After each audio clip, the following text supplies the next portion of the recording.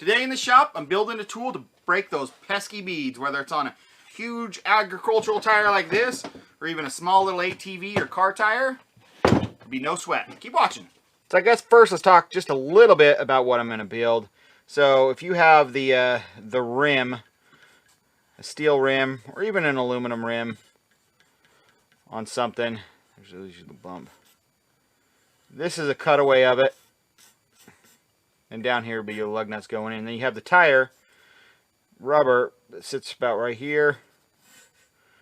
It usually bulges out a little bit. Comes up here. That's the tire.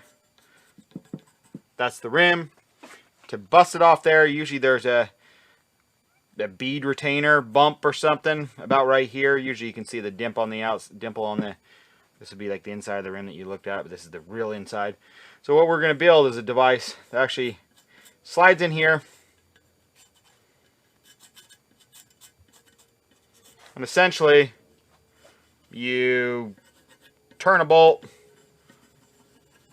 and it applies pressure between the rim and the rubber, and pushes them apart, and allows you to get everything apart. Essentially, it's going to look something like this when we're all done.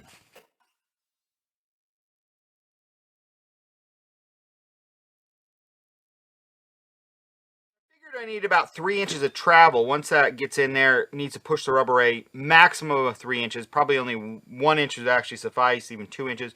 But I'm going to allow for about 3 inches. So I cut down this. This is pretty much like a trailer hitch receiver. This is 2x2. This is only 3/16 wall. I didn't have any quarter wall sitting around, so quarter wall would work as well. And I had this quarter wall. What is this? Inch and a half. Inch and a half. And that just happens to fit right in there. There's a little bit of slop. So cut this down as well. This should be 6 inches. And I cut this one down to about 5 inches. Because this is going to sit inside. This is going to be a foot. This is what's actually going to, there's going to be a piece cut out of the middle that attaches to this. And the rest of it's going to be attached to this. And you're going to slide this in between the bead and the rim. And then you're going to take a bolt and essentially just drive the bolt in, and the bolt's going to push that down, which pushes them apart. So I got my main tube all rounded off, squared off, top is squared off and everything. So now it fits, and this is just a piece of, what is this, 3.5 by 3.5 angle, 1/4 inch. I had to round off the bottom so it actually fit flush on there. Otherwise it would just, it doesn't actually sit. So the bottom's all rounded off. So now I could actually weld this to this, but I need a center piece that actually pushes down on the rim. So I actually need to come in here and cut out a notch of that.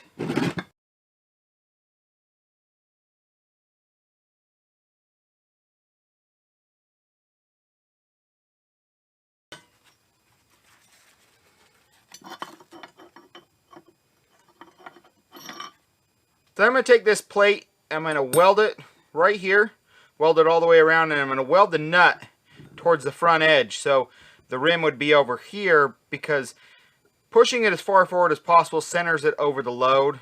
Technically the load is actually right here, but this is as far forward as I can. And then the nut will go down, or the bolt will go down in there. And if I ever strip out the nut and bolt, I don't have to disassemble anything. I can just cut it off and just weld a new one on. So that'll help me with that. And then on this piece, I just have a plug that I'll just weld over the top for the top of the bolt to press on up in here. So welded the little cap on there, and I welded this little foot to this piece, and then I welded this piece of angle iron to there. Caps all on, everything's together. So the two pieces are together, and now this slides into here, and you see the piece I cut out, you know, they line back up. And now all I need is the bolt to actually just, wherever it's at, just to screw down in there, and as it screws down in there, it'll just push that away. But that's not the end of it. Besides being able to strike it on the back here and slide it under the rim and in between the actual tire, we need something that'll clamp it in place and hold it there. So we need something effectively kind of like this, about this shape, that you'll actually just, it'll hinge right here, and once you get it in there, it'll come down and just clamp, you know, so you'll have like a bolt up here that'll just push down and clamp it in place. Spend a little bit of time and just kind of sketched it out. So here we actually have the rim right here, and here's the rubber of the tire. So this is going to slide right in like that, and then we're going to have this little thumb that can move back and forth with a bolt or so mounted right here that screws in, and as it screws in, it pushes this down, the hinge points right here, and actually closes that and clamps that against the rim, kind of just stabilizes everything. So this nut will be welded onto a little bracket that essentially just looks something like that, like a triangle, and it welds to the front, just to the front right here and here, and then you'll have this little thumb. So I wanted that little thumb to be pretty strong, so I had this 3/8 bar stock here by about 2.5 inches wide.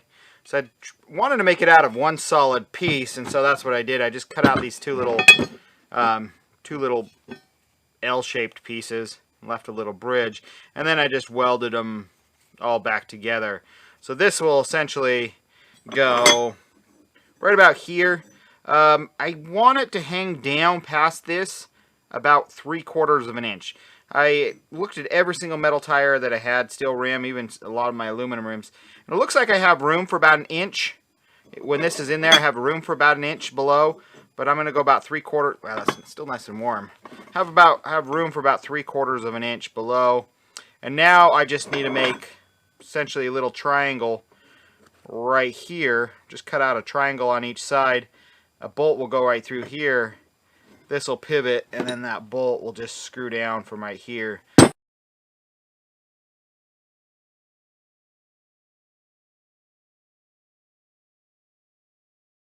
So I got the two little brackets all smoothed out, so they'll just go just here and here. So they'll weld on there, just like that. And then I smoothed this little, I guess I'm calling it a thumb, out, and that'll go right there in between these brackets, welded on to the front of this. I just need to figure out now where to drill that hole through all 3 layers so this can actually pivot. So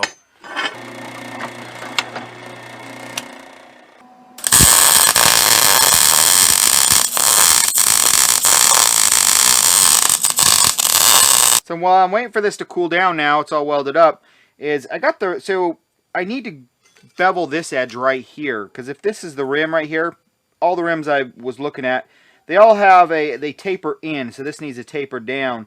So if this is the tool, if this is this angle iron right here, I actually need to grind it almost to a point, just so you got a better edge to slide in.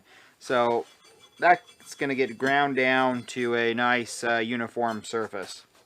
So we've got a nice taper on there, so that should slide in beautifully. But now the problem is, this sits up in here, but there's nothing to hold it in. So you walk around and it's essentially a completely different piece. And it'll just fall out and maybe get lost, and I don't want that to happen. So I need some sort of device to hold it up in there, and a spring comes to mind. I got this nice long spring. And so if I attach the spring to the bottom of here and then the top of here, they'll hold themselves together.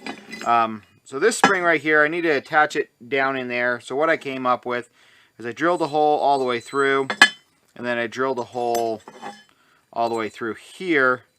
So what I'll do is I'll take the little eye on the bottom of the spring, I'll set the spring through there, and then I have a screw that will actually go through the eye, and it'll thread through the front. I actually tapped it right here, and so it can thread in, and then it'll hold the spring down on this side.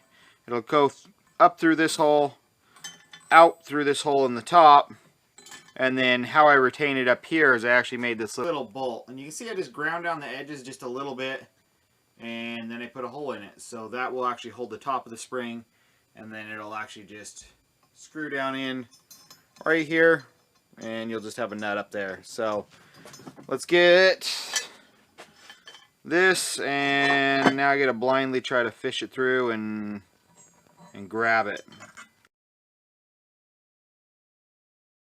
Bring it all up through.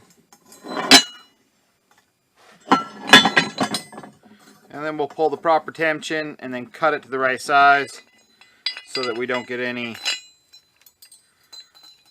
so it stays up in there. I was assembling this and I remembered I should probably paint it. So I painted it real fast because it won't see the light of day for quite a while. And there was a little bit of slop between these two pieces, you know. So I decided to take that up with some HDPE plastic. This was just a bottle. Same HDPE plastic is the same thing, you know, 5-gallon buckets are made out of, milk jugs. Very common plastic. And that'll just kind of be a lubricant, and it'll take up the gap. So let's slide that in there, and this will just, it'll be a lot more snug fit. Maybe it's too snug now with the paint on it. Probably got to lube this up just a little bit, but then I'll put that all together with that. Went ahead and put a lick of paint on it, and you can see that spring holds it up in there nice, and all the little bolt that I made just holds the spring at the top and just threads right in. But now I need to, this little thumb, I don't want this thumb to constantly stay down. I want it to pull itself up, so I need a spring for here. So that's easy enough. So I just drilled a little hole right here and tapped it. And then I'll hook one end of the spring to that, and then I drilled a hole in the top of the thumb, and I'll tap that. So I drilled the hole extra deep because it's a blind hole. And then we'll just run the tap in. And this isn't super critical. Not often you get to turn both pieces.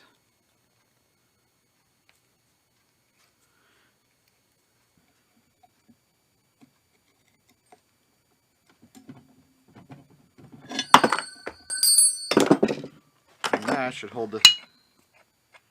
I'm actually going to tighten that up just a little bit, so I'll take a link out of there.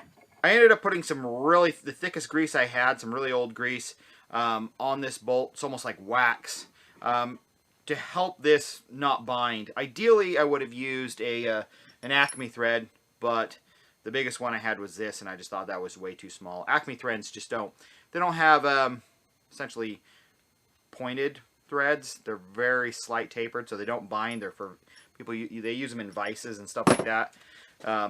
But what you would do is just jam it in between the tire and the bead. If you have a nicer rim, you could actually put something here, piece of rubber. I thought about just sliding a piece of heater hose right over the end of that. And you just screw this one down, and that clamps it in place. And then you would just grab something and just run it down, and it would just push away the tire. And then you could just move it around to different spots. Move it around, different spot, clamp it down again, and pull that tire right away. So let's try it out on a real tire. So I was able to bust the bead on the other side actually by driving over it. This side would not let go though. This rim is completely rotted, completely rusted. I need to pull the tire off, either to buy a new rim or repair it. I think I'm going to repair it, but tractor tires are nice. They have usually, or even industrial tires, they have grooves just for tools like this. So I'll just put a little lube in there.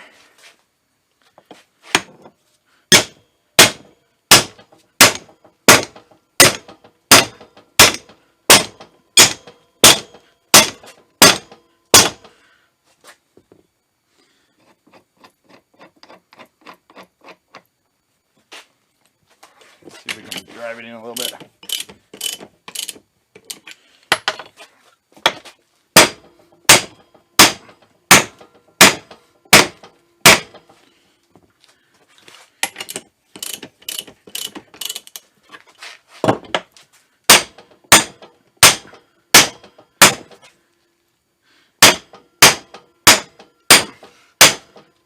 And I am in, I think.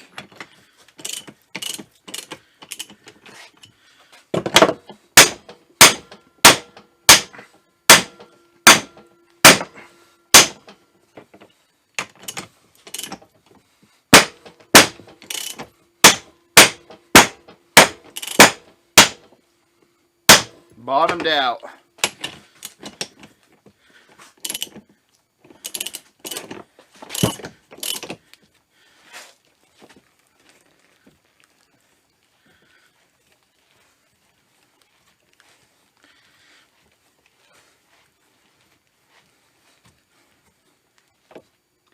Peeling it away.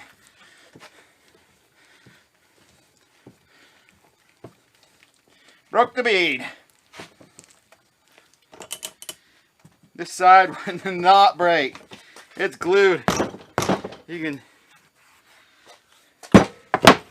rubber. It actually, once rust and rubber mix, they actually just form like a permanent bond. If you've ever taken an inner tube off a rusty tire and the rubber has embedded steel rust pieces and you can't pick them out, they're just one. So we should be able to loosen this up.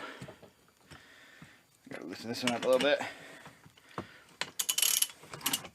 Scoot it down a little bit. Most tires, once you break them this far, they're good.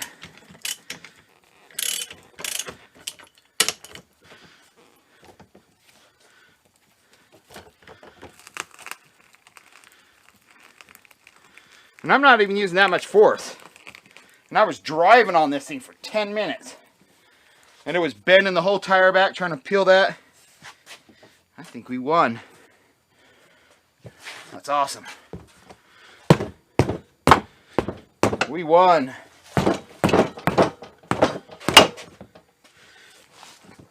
That's really rewarding to not only build your own tool, but have it work out right off the bat, where I spent probably 20 minutes, 30 minutes trying to break just this bead on this side, driving around it with my truck. They do sell these. They are expensive. They do have smaller ones for just car tires, maybe ATV tires, that are a little over $100. I'll put a link below, but just so you can go look at them if you're interested. And I kind of copied some designs. I saw some huge agricultural designs that were $1,000, and I kind of mimicked some of those for this. But I think I'll get good use out of this. Hopefully it'll collect dust, but when I do need it, it'll be invaluable. Thanks for watching, guys. If you like videos of custom builds like this, got quite a few on the channel. See you guys soon. Bye.